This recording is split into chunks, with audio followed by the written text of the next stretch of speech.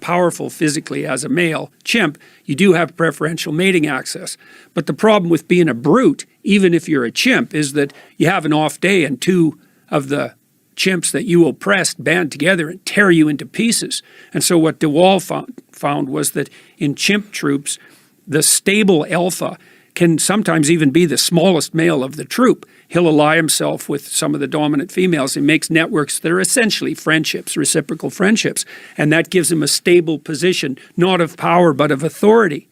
And that's definitely the case in functional human societies. It's not based on power. Now, it's tricky because if it degenerates, then it degenerates into a relationship of power. You know, and so that means the critics who make the claim that everything's about power are right in some sense when they're talking about nothing but corruption, but they're really 100% seriously wrong about the idea that it's power relation that constitutes the basis for the organization of any social interaction. You know, it doesn't work in your marriage, doesn't work with your friends, doesn't work with your children, doesn't work with your business partners, doesn't work with your customers. It doesn't work with politicians, although here's another twist that's complicated. So imagine you have a population of people who basically cooperate reciprocally. So, you know, I do you a favor, you do me one, and maybe we figure out how to advance each other across time. That's a good game, right? Fair trade plus advancement. That's a good definition for a good marriage. Okay, but now you have a community of people like that together. Okay, now it opens up an ecological niche, and the niche is psychopathy. And the psychopath comes in and pretends that he's a productive, generous reciprocator, but he's not. He's just an instrumental manipulator. But he can get away with it because there's enough wealth generated by the cooperators, you know, the honest cooperators, so that there's a space for someone to exploit the system. And that stabilizes that 4% of the population. So, you know, across the world, 4% of people are close enough to clinically diagnosable psychopaths. And that's probably better than being, you know, paralyzed by fear and anxiety and just staying in your bed. It's better in terms of reproductive success, let's say, and maybe even success in general. But it's not a good game because in the real world, most psychopaths get found out pretty quickly. So, you know, you can screw somebody once and maybe twice, but then they figure it out and then word gets around. And so in the real world, two things happen. Psychopaths have to be itinerant so they can find new people to exploit. And the other thing that happens is generally non-psychopathic males who are fairly aggressive keep the psychopaths under control.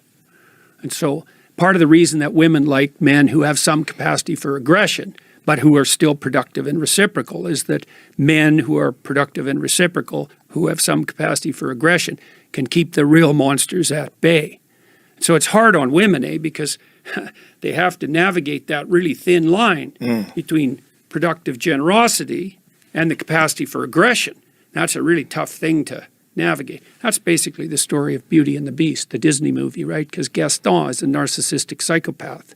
And the Beast is someone capable of aggression, but he's not tamed into a reciprocal relationship. It's also the basis of the most fundamental female pornographic fantasy. And the Google guys figured that out, 15 years ago when they analyzed billions of sex fantasy searches by men and women. Men go for visual imagery, but women go for story. And the story is the same.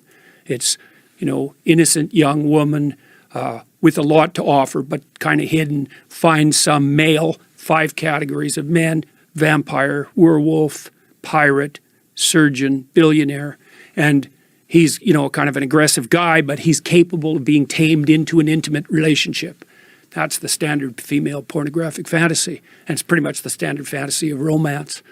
And so you can see, what women are trying to do in that situation is they're trying to find some guy that's got the capacity for mayhem, but that's under control, but who can integrate that into a productive, generous, reciprocal relationship.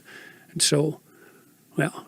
It's fascinating because the capacity for violence and the capacity for aggression is one of the things that's been actively muted in our male population. Yeah, well, there's a bunch of reasons for that, and some of them turn into positive feedback loops, like there's sort of self-fulfilling prophecies. So there's a lot of women out there who've never had a positive relationship with any male in their life, right? And maybe not only not a positive relationship, but really a series of pretty negative relationships. And so women like that are very leery of any expression of male ability of any sort, because they can't distinguish productive competence from arbitrary power. And because they're trying to defend themselves because they've been hurt repeatedly, maybe they come from broken families and catastrophically arranged neighborhoods, you know, one of the tactics that can be used in that situation is just to try to do everything you can to distance yourself as much as you can from any display of male ability, because it can't be distinguished from psychopathy, it can't be distinguished from the use of power. It takes a sophisticated woman to be able to make that distinction. So the other thing you see too is that young women are much more likely to be seduced by psychopaths than older women, because the psychopaths mimic competence. That's what a narcissist does too. They're confident, and women read confidence as a marker of competence, and that's reasonable. But that opens up it opens up a space for exploitation, because if you can mimic confidence, that's false confidence, narcissistic false confidence, then you look competent, and that works particularly well on naive young women. And of course, they get exploited by people like that, and they think, well, that's what men are like. Right. Yeah. Then women like that, you know, they have boys, and then they're afraid of the boys whenever they express anything looking like masculine competence, and they basically emasculate the boys, and then the boys get bitter, and then they mistreat women, and the whole bloody thing just spirals out of control. And that's where we are. That's where we are. What a strange place to be, isn't it? Yeah, that's for sure. Yeah. Well, unintended consequence of familial breakdown. That's a huge part of it. So